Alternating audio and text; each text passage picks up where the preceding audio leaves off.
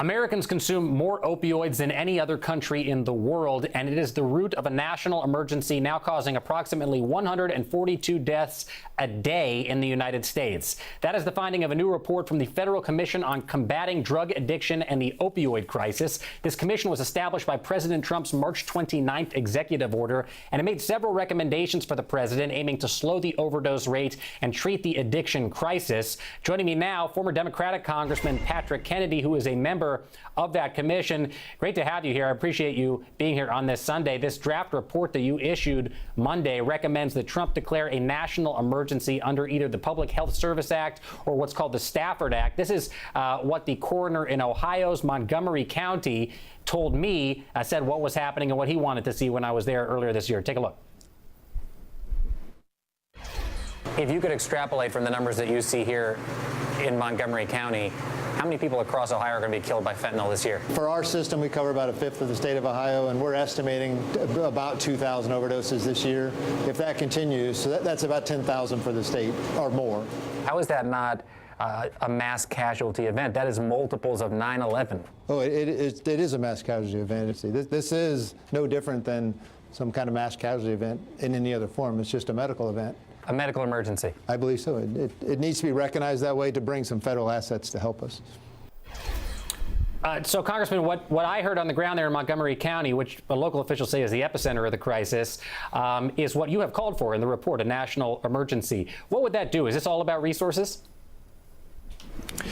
Well, first, it frames the issue in a way that hopefully wakes up America to the fact that we all see these headlines of not only the overdose rate climbing, but the suicide rate climbing. This is a public health emergency twofold because, frankly, it's a mental health emergency. We need to deal with this issue because it's claiming so many American lives that literally amongst many demographic groups in this country, we're starting to see a decline in overall life expectancy as Americans because of these illnesses not being addressed and the fact that they lead to these overdoses and suicides in the most extreme cases. But keep in mind, millions and millions of Americans are still struggling, even if they're not dying. So the fact of the matter is, it's tragic that it takes all these deaths, but unfortunately, it hasn't seemed to penetrate the consciousness of this country, because if this were, in the case of your clip, a hurricane, a flood, a tsunami, we would be marshaling all of our resources in order to address it. If it were a Hurricane Katrina, forget about it. If it was a Ebola or Zika virus, can you imagine if something was killing Americans at the rate that we're seeing of over 142 a day? So it's shocking. It seems like there's a disconnect, Jacob, in this country, and I think it really stems from the fact that we in our own lives and your viewers right now really don't want to talk about this issue in our own lives. It affects us personally, affects our family members and our friends. And what's the usual response? The silence is the usual response. We're all in a collective denial, Jacob. And that denial that we see in our own families, I think is really reflected in the fact that Congress is in denial themselves about the fact that this is such a huge crisis. So what we thought we would do is really lead with a state of emergency declaration in order to frame people in this context that this is a crisis. And then if it is a crisis, then Congress must appropriate the necessary resources in order to meet the crisis. I only have a limited amount of time left, but I have two questions that I want to get in for you. Number one is you all in this report emphasize the importance of Medicaid in treating opioid addiction. It was a big topic of discussion in the recent health care debate. The rolling back of Medicaid coverage would greatly impact the amount of people getting opioid addiction treatment. So how do you reconcile that? How do you convince the president that not getting rid of Medicaid is critically important to this crisis? Well, the president's obviously listening to those Republican governors who are telling him that the only way for us to effectively treat this epidemic is through insurance. If you don't have access to insurance, then you can't get access to the wraparound services that are necessary. Because keep in mind, Jacob, these illnesses of addiction and mental illness are impacting other physical health costs.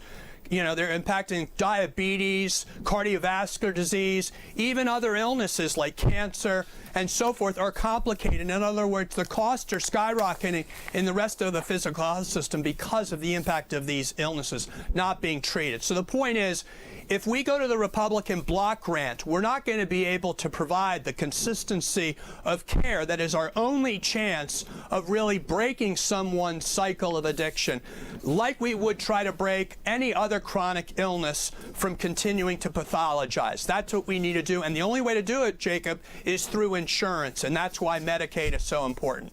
Right, and that block grant was about $45 billion, and experts say that's not nearly enough. Let me quickly get in one more about treatment.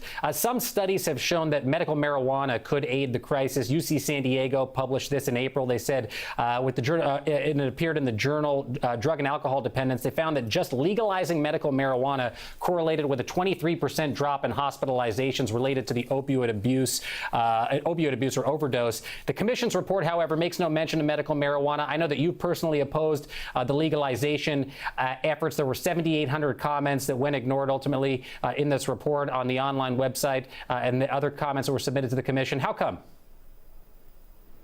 Well, first of all, I mean, we have a crisis, as I said, in mental illness and addiction in this country.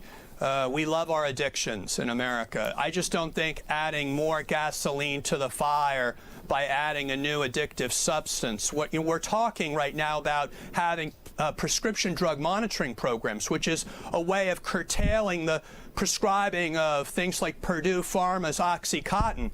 The notion that we would give a financial incentive for a kind of a new Purdue Pharma, this is the big tobacco of our time.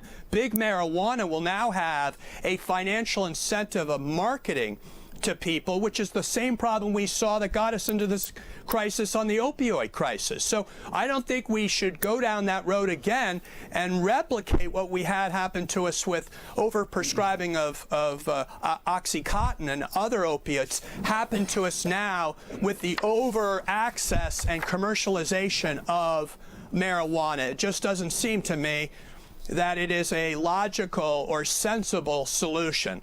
And that's my view. And just to clarify, because we got to go. So you don't hold much weight to that study. 23% drop in hospitalizations related to opioid abuse in states with legalized marijuana. So Jacob, this is obviously an issue I care about. I sat with the head of the American Society of Addiction Medicine 3 nights ago and asked her in great detail. She says the American Society for Addiction Medicine is apoplectic at the rush towards commercialization. I think we all need to reform the criminal justice system, but you don't reform the criminal justice system by allowing a new for-profit industry to sell to the most vulnerable people in our society. And those people are the ones suffering from anxiety disorders, panic attacks, suffering from addiction. I just don't think that's the solution, especially in a time where we're in such a large public health crisis of both suicide and in overdose. All right, former Congressman Patrick Kennedy, thank you for joining me, and thank you for your work on what is the worst drug crisis America has ever seen. I greatly appreciate it. Thank you, Jacob.